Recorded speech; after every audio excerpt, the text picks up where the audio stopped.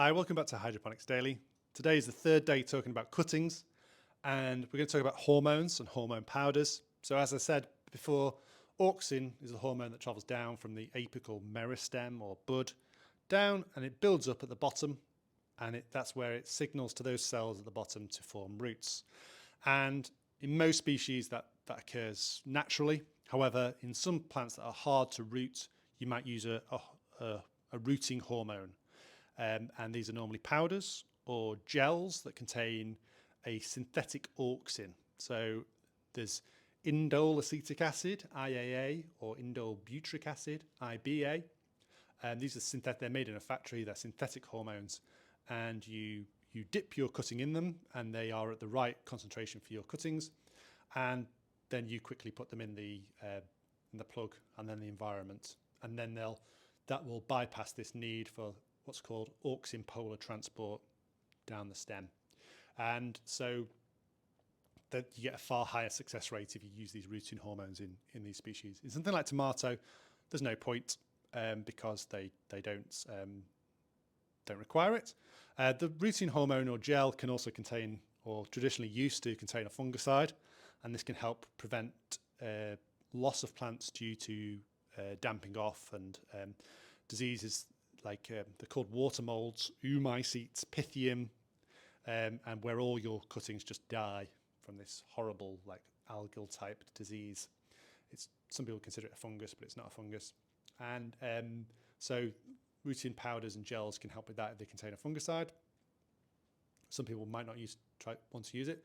Be very wary of products that are, say, natural organic rooting hormone, because they'll contain nothing but talc and a bit of seaweed extract maybe, or even not that. They contain no hormone, and they're just sort of like a placebo. So if you see an effect, you're like, wow, that really worked. But if you didn't see an effect, you're like, oh, wasn't I terrible? But actually, it's the product that's just powder. It's literally just powdered powder. So it could be like, brick dust even, some of these rooting hormones. So be careful of anything that's labelled organic or natural. Always look for one with a synthetic hormone in if you're going to take cuttings and you're struggling. And then once the problem with cuttings is you need to check whether they've formed roots or not. And to do that, you need to carefully take them out of the plugs. And in the process of taking them out, you can damage the delicate roots.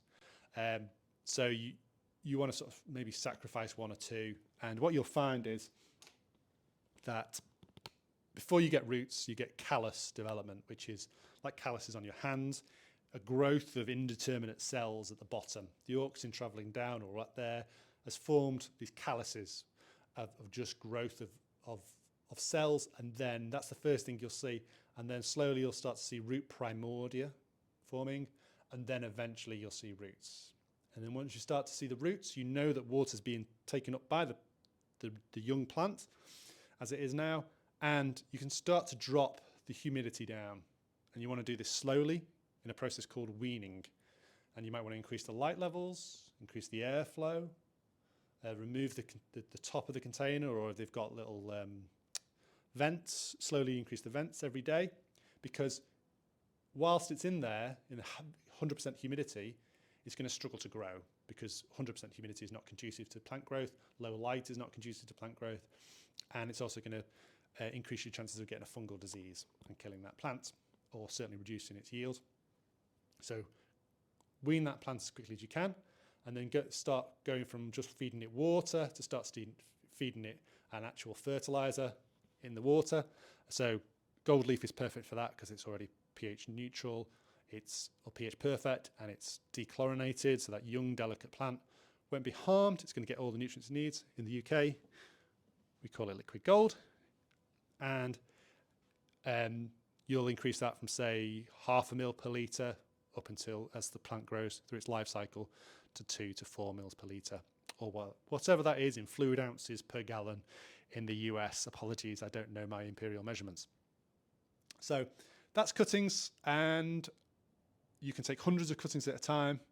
It's a nice, enjoyable process. It's quite cathartic, meditative. You can put the radio on, and I love taking cuttings. It's one of my favourite things to do. You Another tip is to get a pencil or a dibber and just dib a hole in the grow media before you put the cutting in. That way you're not squashing the cutting, and as you squash it in, the powdered rooting hormone can get brushed off. So always dib it in. And yeah, if you've got any other tips or tricks for taking cuttings, leave me a comment or an email, give us a ring. Always happy to speak to fellow growers. That's been Hydroponics Daily for today. Thank you very much.